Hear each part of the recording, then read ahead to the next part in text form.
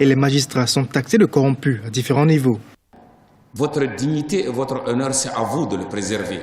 Notre justice est en rupture de confiance avec les usagers de la justice. Et nous avons trouvé que plusieurs individus qui portent aujourd'hui la robe de magistrat auraient dû faire n'importe quoi sauf la magistrature.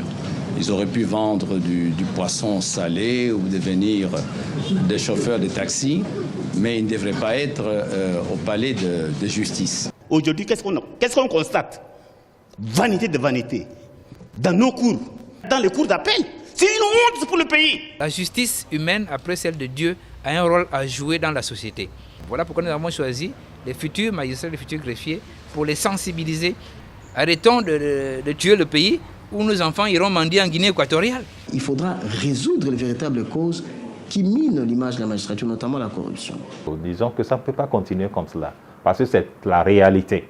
Et au jour d'aujourd'hui, nous avons enregistré 13 cas et on a eu à sanctionner 11 magistrats. C'est devant les sénateurs que le ministre de la Justice révèle le scandale de corruption qui secoue son département ministériel et des organes sous tutelle.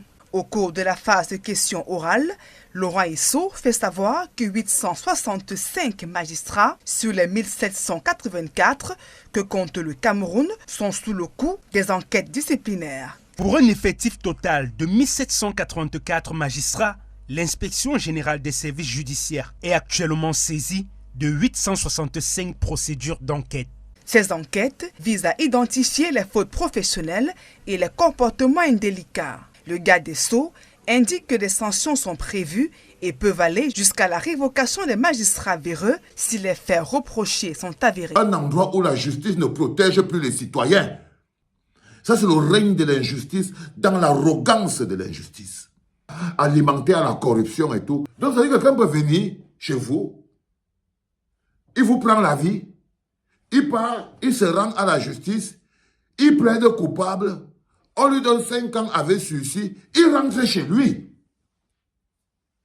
Il rentre chez lui.